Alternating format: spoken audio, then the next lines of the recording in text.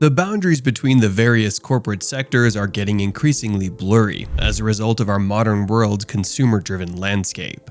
There are a few simple examples such as IBM's shift from hardware to software investments, or Lego's entry into the film and video game business. Some of them, however, are a little more difficult to grasp. Certain firms have realized that one of the most successful ways to generate profits is to get engaged in the money business, commonly known as the financial sector. Hello, and welcome back to Serious Coinage. In recent years, there have been several strange players who have entered the money game. Apple, for example, utilizes its credit card, while Starbucks is another. Starbucks has been the most well-known brand in the café beverage market since its inception in 1971.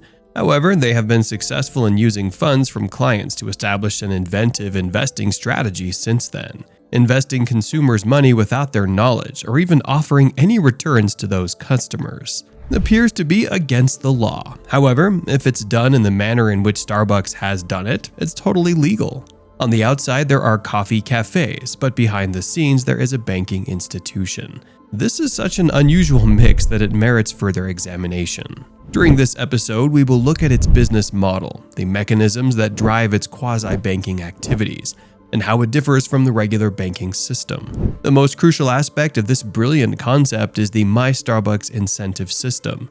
The premise looks to be pretty simple, given that it was formed in 2009. The Starbucks mobile app, which is free to download, allows you to save money in your Starbucks account. When you use your credit or debit card to load money into your Starbucks account, the money is instantly sent to Starbucks. During this time, the client can acquire STARS, a type of digital cash that accumulates with each transaction. These stars will eventually be able to be exchanged for commodities like food, beverages, and other products. One example of a consumer incentive is the provision of a complimentary beverage upon obtaining a score of 10 stars. Everyone appreciates receiving free gifts. To this point, it looks to be a very simple incentive system, with only a few extra steps required, yet there are some clever methods taking place in fine print. Despite the fact that it is portrayed as a digital punch card, it's essentially a very clever technique for Starbucks to invest your money without your knowledge.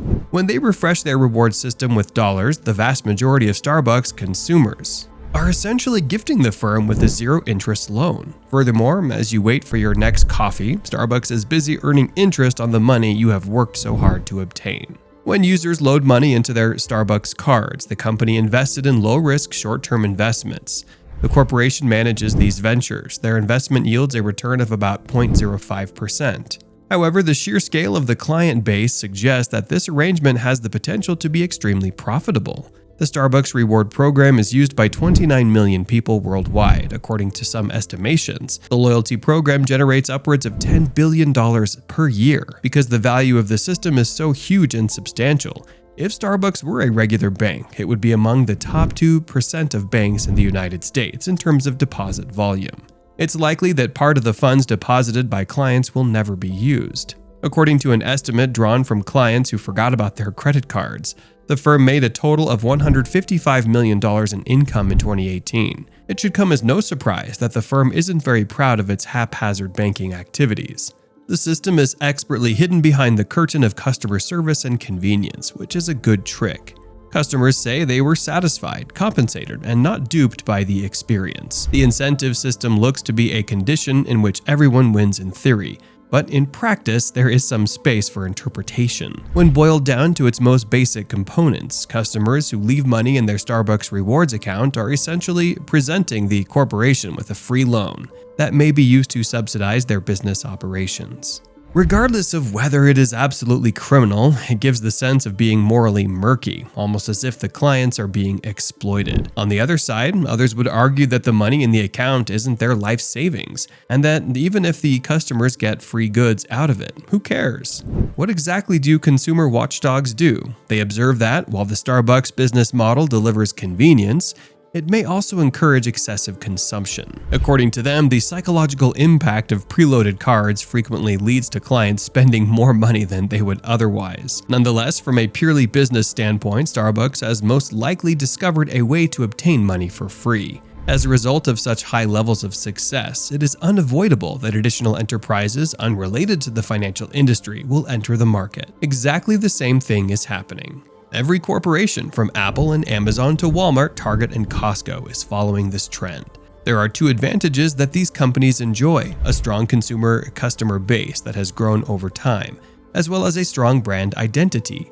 They can use their capacity to mix core goods and services with financial services to create a formidable combination. When combined with the convenience and benefits it provides to clients, it's clear that they will devour it. Apple entered the financial sector with the launch of Apple Pay and teamed with Goldman Sachs to launch the Apple Card, a credit card available solely to Apple users.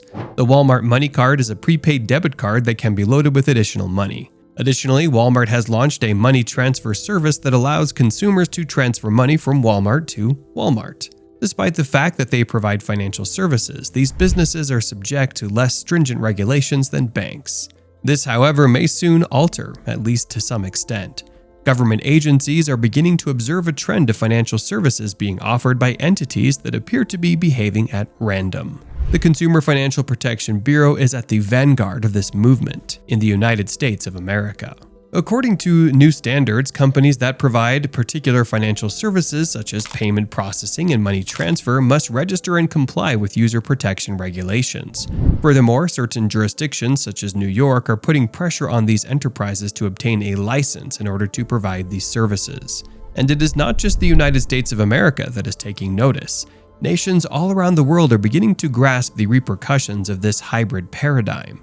According to new legislation proposed in the European Union, companies that provide specific financial services would be obliged to seek licenses from the European Central Bank.